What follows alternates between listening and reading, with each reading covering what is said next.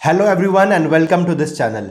इस वीडियो में हम बात करने वाले हैं कि ये जो बुल मार्केट जो हम देख रहे हैं पिछले 8-10 महीनों से सिंस अप्रैल 2020 ये कितना लंबा लास्ट करेगा और इसके पीछे के क्या रीजंस है, क्या फैक्टर्स है जो इसको ड्राइव कर रहे हैं, और वही फैक्टर्स जो है एक बेयर मार्केट भी ला सकते हैं या सिर्फ एक रीडिस्ट्रीब्यूशन या फिर डिस्ट्रीब्यूशन फेज हम देखेंगे कुछ और एक आध साल के लिए और वहां से फिर बेयर मार्केट आएगा। ये सब हम यहाँ पर एनालिसिस के थ्रू डिस्कशन करने की कोशिश करेंगे। साथ ही में जो फाइनेंस मिनिस्ट्री की तरफ से बजट आने वाला है ऑफ द ईयर 2021 जो कि 1 फ़रवरी को आने वाला है, वहाँ पर क्या क्या उससे इम्प्लीकेशंस रहेगी इक्विटी मार्केट के ऊपर।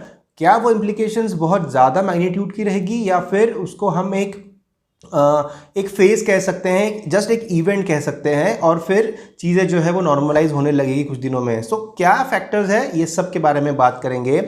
शुरुआत करते हैं अभी का जो करंट मार्केट है। मैंने निफ्टी 50 की अगर हम बात करें तो 14,300 के रेंज में है। हमने कुछ दिन पहले ही देखा सेंसेक्स ने वो मैजिकल फिगर जो है 50,000 का वो अटेन कर दिया था। हालांकि उसके बाद डे एंड होने तक 50,000 से नीचे क्लोज हुआ market, but that in itself was a historic day in the Indian markets, जहां पर कि 50,000 हमने सेंसेक्स को देखा।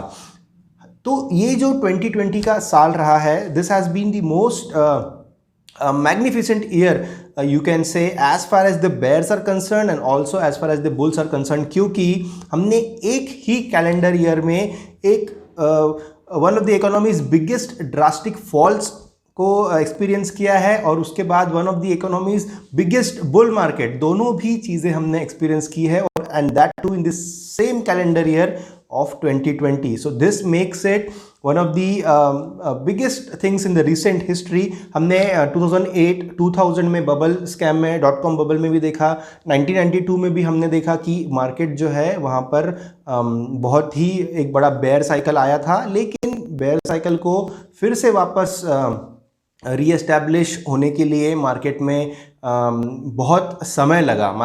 बुल मार्केट को रीएस्टैब्लिश होने के लिए काफ़ी समय लगा, but this time around we saw that it all happened in the same calendar year and people are still waiting कि उन्हें वो 7,500 या 8,000 का निफ्टी लेवल फिर से मिले, फिर से वो इन्वेस्ट करें। But I don't think that is going to happen anyway in the near future in our lifetime may be.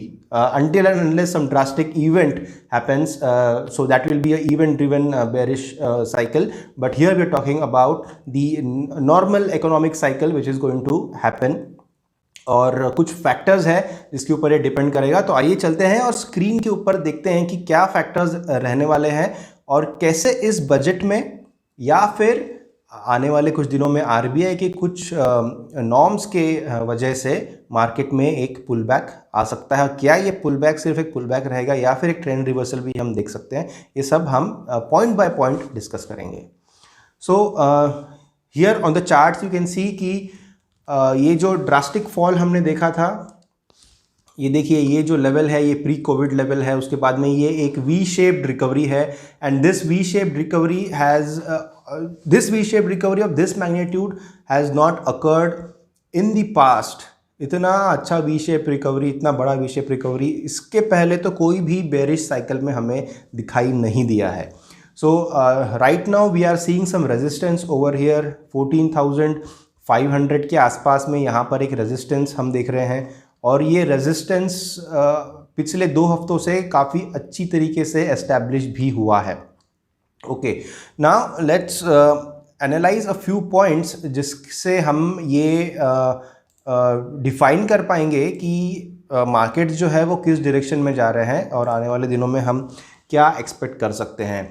So friends देखिए, हम अगर सबसे पहले इक्विटी मार्केट्स की बात करें, हम यहाँ पर इक्विटी और डेट दोनों की भी बात करेंगे, but let's start with the equity market.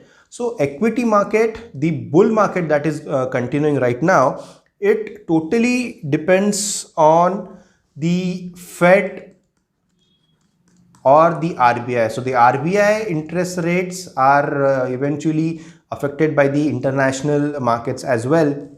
और हम जानते हैं कि फेड ने भी, साथ ही में आरबीआई ने भी इंटरेस्ट रेट जो है वो एक मिनिमम लेवल पे ला करके रखे हैं पोस्ट दी कोविड सिचुएशन, जबकि रिवर्स रेपो रेट्स और रेपो रेट्स दोनों भी जो है वो एकदम कम कर दिए गए हैं with the hope of increasing the liquidity in the market. तो मार्केट में जो लिक्विडिटी फ्लो रहना चाहिए, जिसके चलते हुए इकोनॉमी को बूस्ट मिलेगा, ऐसे नॉर्म्स आरबीआई ने रखे हैं, ऐसे स्टेप्स उठाए हैं। और लिक्विडिटी इंप्रूव करने से उनका एक्सपेक्टेशन था कि ग्रोथ भी यहाँ पर improve हो। So to stimulate the growth in the Indian economy, RBI reduced the rates with the expectation of increasing the liquidity and increasing the growth.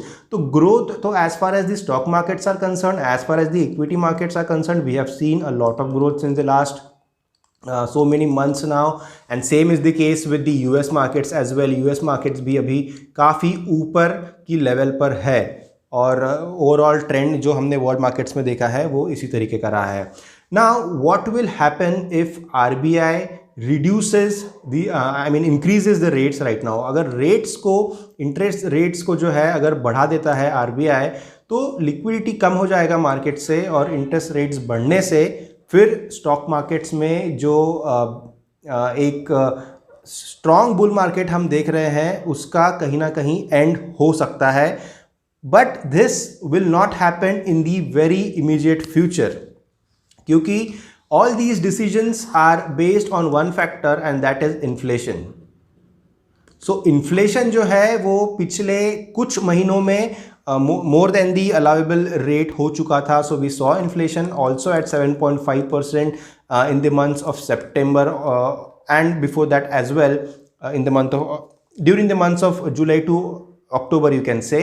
So 7.5 was in the range of 7.5, but recently हमने ये देखा है कि दिसंबर और नवंबर में inflation भी कुछ हद तक कम हुआ है। So when inflation has come down, then RBI does not need to increase the interest rates right now. तो as of now RBI ने इंटरेस्ट रेट्स नहीं बढ़ाएंगे ऐसा एक स्टांस लिया है, क्योंकि उन्होंने कहा है कि वो एक अकोमोडेटिव स्टैंस लेंगे इंडियन इकोनॉमी की तरफ। So accommodative stance means they are not interested in increasing the interest rates right now. मतलब हो सकता है कि 1 या 2 या 3 क्वार्टर तक हम ये जो रेट इंक्रीज है वो ना देखें, अनटिल एंड अनलेस इन्फ्लेशन जो है वो बहुत ही कंट्रोल से बाहर हो जाए। अगर इन्फ्लेशन बहुत ज़्यादा कंट्रोल से बाहर हो जाता है तो फिर आरबीआई को रेट्स इंक्रीज करने पड़ेंगे। But right now we are seeing inflation is in control and that is the reason why RBI will not increase the interest rates right now. और जब तक ये स्टोरी चलेगी तब तक मार्केट में लिक्विडिटी रहेगी, और तब तक हम देखेंगे कि स्टॉक मार्केट्स में जो बुलिश एक्शन है वो भी कंटिन्यू रहेगा। अब नॉट नेसेसरीली कि बुलिश एक्शन उसी रेट से हमें दिखे जिस रेट से हम पिछले कुछ महीनों में देख रहे हैं। हो सकता है कि एक साइडवेज यानी एक डिस्ट्रीब्यूशन फेज भी यहाँ पर हमें दिखे, एक साइडवेज मूवमेंट आए, और साइडवेज मूवमेंट का जो रेजिस्टेंस और सपोर्ट का जो चैनल रहता है वो भी काफ़ी कम रह सकता है। इस प्रकार से हम देख सकते हैं। सो साइडवेज मूवमेंट रहे या फिर ये रहे, तो until and unless this happens we are not expecting कि एक बेयर मार्केट जो है या फिर एक बहुत ही हैवी फॉल जो है वो यहाँ पर आएगा। अब दूसरी चीज़ ये है कि इन्फ्लेशन को जो गवर्न करती है कुछ चीज़ें, वो है ऑयल प्राइसेस। ऑयल प्राइसेस अगर ऊपर जाते हैं और अगर वो एक लेवल के बाहर जाते हैं तो ऑब्वियसली फिर इन्फ्लेशन को भी फ़र्क पड़ेगा, इन्फ्लेशन भी ऊपर जाएगा, मतलब इन्फ्लेशन भी बढ़ेगा। ऑयल प्राइसेस अगर ऊपर जाएंगे तो इन्फ्लेशन भी ऊपर जाएंगे, तो फिर आरबीआई को यहाँ पर इंटरवीन करना पड़ेगा और फिर इंटरेस्ट रेट्स भी बढ़ाने पड़ेंगे to keep a check on inflation. And in that case जो बुल मार्केट हम देख रहे हैं हो सकता है वहाँ से एक हमें रिवर्सल दिखे। So oil prices and the Fed government norms, the RBI norms and the inflation, ये सारी चीज़ें जो है ये गवर्न करेगी। So let's point out all these factors over hair.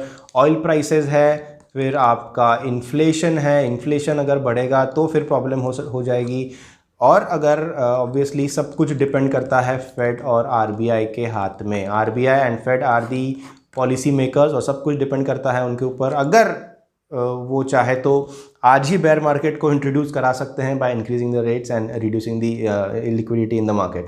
Also inflation जो है फ्रेंड्स वो सारे सेक्टर्स में अलग अलग प्रकार का होता है.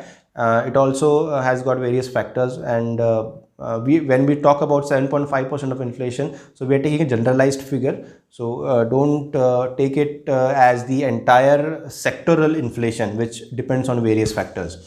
So these are the three factors. और हम अगर बजट को यहाँ पर समझे, सो बजट में जो 1 फरवरी को जो बजट आना है उसमें हम क्या एक्सपेक्ट कर रहे हैं वो भी हम यहाँ पर देख लेते हैं. सबसे पहली बात तो ये है कि don't expect any tax concessions over here, क्योंकि ऑलरेडी काफ़ी बर्डन है इकोनॉमी के ऊपर में, और the finance ministry is more likely not to take any tax concession into account this time. So tax concession जो है वो आप expect इस बार नहीं कर सकते. Maximum जो decisions रहेंगे that will be to support the infrastructure and the banking. तो infrastructure और banking जो है वो फील्ड्स में जो है आपको सपोर्ट आते हुए दिखेगा बजट में, बट टैक्स कंसेशंस वगैरह आप एक्सपेक्ट नहीं कर पाएंगे इस time. So this is all about the equity market. हम डेट के ऊपर भी आएंगे और उसके ऊपर भी बात करेंगे. तो इक्विटी मार्केट की अगर बात करें फ्रेंड्स, तो हम सब बात कर रहे हैं कि क्या यहाँ पर एक बहुत बड़ा क्रैश आने वाला है 2021 में. So see the crash can come any time when the policy makers want the need for that thing to happen. That is the first thing, because अगर inflation out of control होगा तो फिर obviously rates को बढ़ाना पड़ेगा. As of now, because RBI has taken an accommodative stance, अगले 1 या 2 quarters में ये जो रेट हाइक है ये होने के चांसेस जो है वो काफ़ी कम है. थोड़ा और पोस्टपोन हो सकता है. लेट्स अज्यूम 1 क्वार्टर या 2 क्वार्टर, तो वहाँ तक अगर रेट हाइक नहीं होता है तो we can expect the current levels. Obviously we are not denying कि कोई पुल बैक्स, कोई करेक्शंस नहीं आएंगे, वो तो नॉर्मल प्रोसीजर है.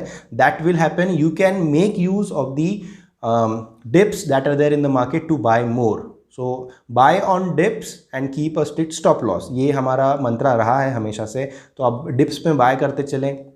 ज़्यादा से ज़्यादा एक साइडवेज मूवमेंट आपको देख सकता है जो कि ट्रेडर्स के लिए काफ़ी अच्छा है. Sideways movement is always a good thing in the market for the traders. So that is one thing. अब अगर हम बजट को लेकर के कुछ डिसीजन लेना चाहें तो देखिए, सबसे पहली बात तो ये है कि specifically the large caps, the blue chips, वो एक बहुत ही ज़्यादा रिकॉर्ड हाइस पे है. यहाँ से एक करेक्शन आ सकता है, और बजट के बाद में हमने हिस्टोरिकली देखा है कि बजट के बाद में मार्केट कुछ करेक्शन दिखाता है in the range of 5-10%. Possibility है उसकी भी. इसीलिए if you are not an aggressive investor then you better switch your redeem, I mean you close your positions. अगर आप म्यूचुअल फंड इन्वेस्टर है तो आप आपके लार्ज कैप फंड्स जो है उसको लिक्विड में शिफ्ट कर सकते हैं before the budget, and then respond to the market as it gives you the opportunity. Rather than fighting with the market at that point, you can make entries by way of the dips, and then वहाँ से आप आपकी जो investment journey है वो फिर से resume कर सकते हैं.